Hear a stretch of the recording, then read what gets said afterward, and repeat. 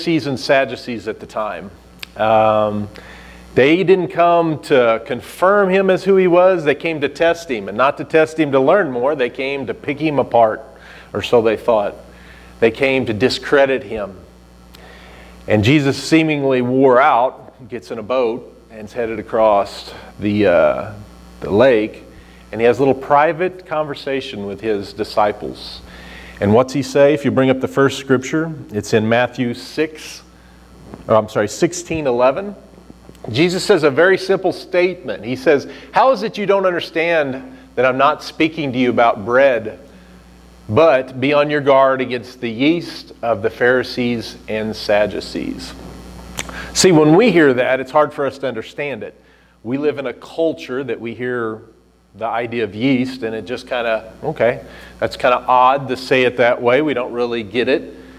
But if we were to take off the lens of the culture we were raised in, and we pick up the lens of the Jewish man or the Jewish woman, and we can look at it, we'll see deeper revelations about what that would have meant to his disciples. Anybody that knows me knows I love Israel. I love learning Jewish customs because I believe it gives us layers upon layers of deeper insight. So when this statement was said to the disciples, it struck a chord with them. This meant something much more than just a casual statement, beware of the yeast of the Pharisees and the Sadducees. What did it mean to them? Well, it goes back. It goes back many, many years. Something that they seen as a young Jewish boy growing up in their home that they did over and over again. It has roots. The statement has roots in the Passover, one of the most important times in a Jewish man and woman's life, right? So as we think about that, Jesus making this statement, it had a resounding kind of meaning behind it to them. When they heard the word yeast, it was very, very important. And we're going to go back a few thousand years to another scripture that was Moses' declaration to the Israelites, but it was what Jehovah God had told him to tell them as preparation for the Passover. So I want you to turn, we're going to bring up the scripture, to Exodus 12:15. Exodus 12:15 was what Moses had told the people. He said, for 7 days, now this is preceding the very first day of the Passover, this is what you had to do. It said, for 7 days you are to eat bread made without yeast, and on the first day remove the yeast from your houses. Go ahead, there'll be another slide with that. For whoever eats anything with yeast in it, from the first day through the seventh, must be cut off from Israel. Now this is very interesting because if you've ever been exposed to Jewish culture, which I had a blessing to be around some ultra-Orthodox Jews, they still do this today. It's almost like a traditional type of thing. They will take and they will throw out everything that has yeast in it in their house prior to this Passover, right? And even to the point they will get a broom out and they'll sweep the house clean. And to make sure that they obeyed the letter of the law, if they never had yeast in the house to begin with, they will take little pieces of bread that have yeast and they'll plant it in places in their house. And then they'll go through and sweep and go, act like they find it, oh, there's yeast, and I throw it out. I'm doing what the word said. So this was very, very important, but the most profound thing was if you failed to do this, what would happen to you? It says you would be cut off from Israel. This is the worst thing that can happen to a Jew. To be exiled from your people, to be cut off and not had anything to do with. So when Jesus made the comment about beware of the yeast of the Pharisees, yeast meant that to them. It meant that if you take part in what these Pharisees are trying to do to me and what they're trying to sell to the people around you, you're cut off from me. You could have nothing to do for me. You are exiled from me.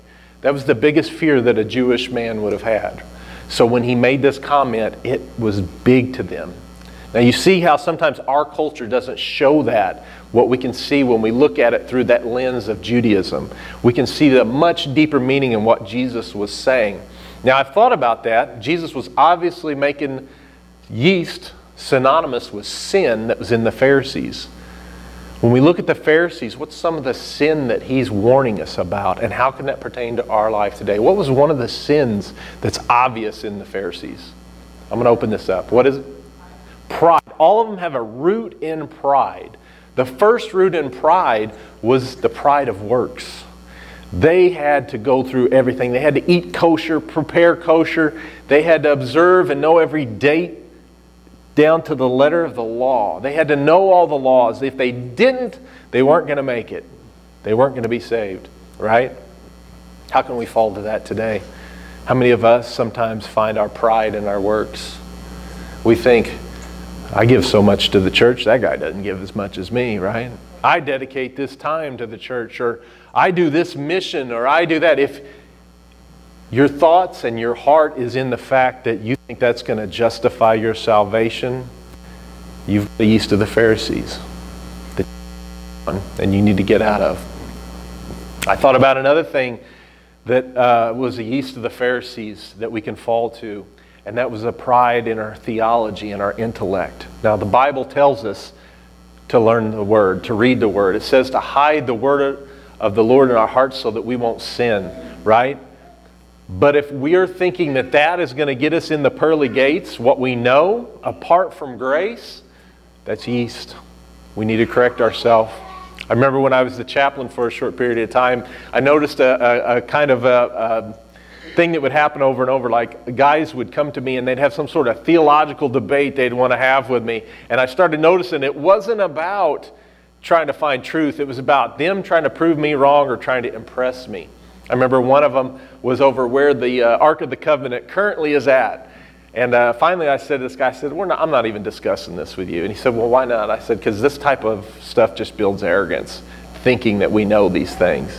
That was a yeast of the Pharisees. Now, it's great if you have a heart for theology and apologetics.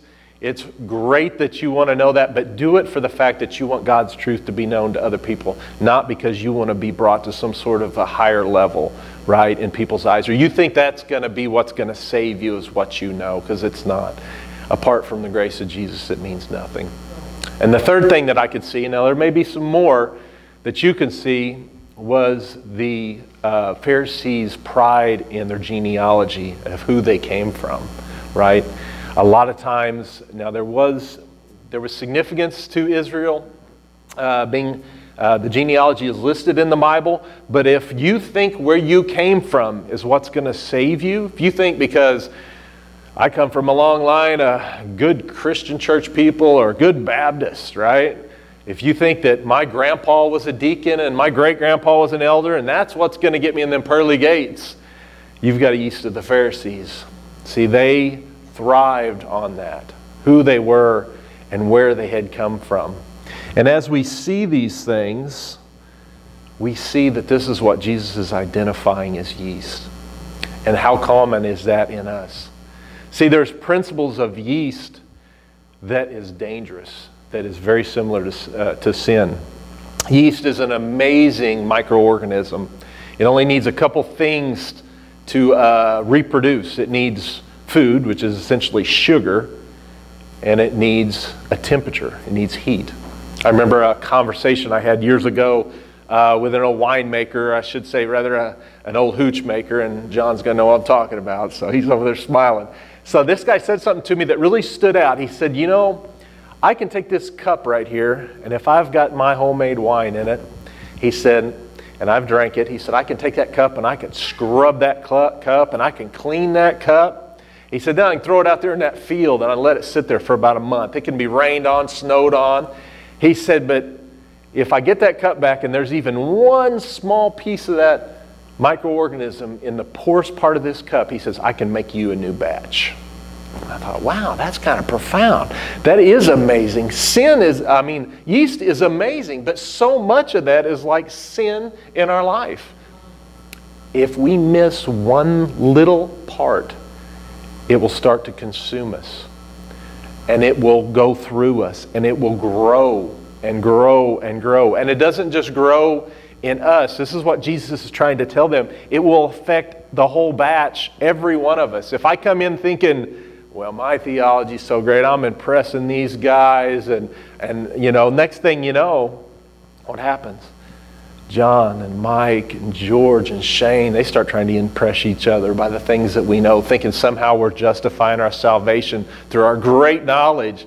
until we're led astray by our pride, right? Or by the things that we do. If I'm trying to impress you by all the things I do, you think you're going to impress me back. And before long, we have a whole church that's led into the yeast of the Pharisees.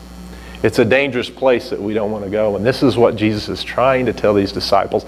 And they are starting to understand it. At first they don't. They go back to the literal, good old Jewish boys, they go back to the literal word. They're thinking, oh, we have bread in here somewhere? But then Jesus makes his point later where they start to understand how dangerous this type of theology and this type of mindset can be. Could you pull up Galatians 5:9? And when we think about that in the sense of sin, it says a little yeast works through the whole batch of dough.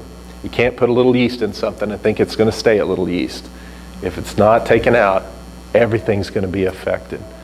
So when we look at our life and we look at the things that we deal with, we need to identify what Jesus called the yeast of the Pharisees. And we need to identify if there's any of that in us. Pull up 1 Corinthians 5:6, another example. It says, your boasting is not good. Don't you know that a little yeast leavens the whole batch of dough? This is another one, but it's referring to boasting. That's exactly what the Pharisees were doing.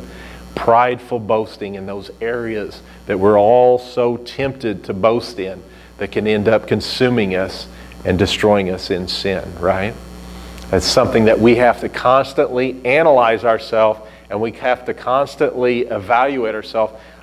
When Daniel had come up here and he had given the communion meditation, one of the things that's important about communion meditation, we do it weekly, is we're supposed to have it as a moment of self-examination. What are we examining in ourselves? Why are we examining something in ourselves every week? Because if we don't sweep that house clean, the house of our heart, we're never going to find those things in us. And that's something, how many of you clean your house once a year? No? Yeah, okay. Maybe Kathy. But anyway, but it may be a weekly thing. It may be a month. It's something that we have to stay on top of because it continues to come back. Dirt continues to come back, just like that yeast in their house. They would do this every year. This is why we have to have this self-examination constantly. We have to think about those things, and are we being led in those things? As we look at not letting our hearts being misled by works and by those type of things, I want to bring up Galatians 5:4. And this was actually Paul's words. Paul says, if you're trying to be justified by the law, you have been alienated from Christ. You have fallen away from grace. So when he talks about being alienated from Christ, this goes back. This is very similar to what we talked about being cut off from Israel. Jesus was saying, if you go and do these things, you can have no part in me. If you believe these things are going to save you, you will have no part of me. You'll be cut off or exiled from Christ now as a new believer if you believe these are what is going to save you apart from grace. So as we go into a time of worship at the end, what I want you to do, I want you to use it as a time of examination. What I want you to think about is, I want you to think about the way you've spoke to people this week. I want you to think about your motives of the things you have done this week. Have they been selfish motives to impress? Have they been based around works? Have they been based around things that are not of Christ and are not out of love? I want you to examine every part of your life. And as you sweep the house of your heart clean, I want you to remember that if you can't get rid of it, Jesus is going to have no part of you. Okay? You're going to be cut off from Him. This is something we have to do constantly, examine ourselves. If you can't see it in you, ask somebody close to you. Normally it's your spouse. They'll point out your downfalls real quick. But a lot of times we can find our motives. Think about the thoughts that you've thought, the way you've treated people. Can you find any yeast in your life today? Think about it and examine yourself as we go into the time of worship. I'm going to pray.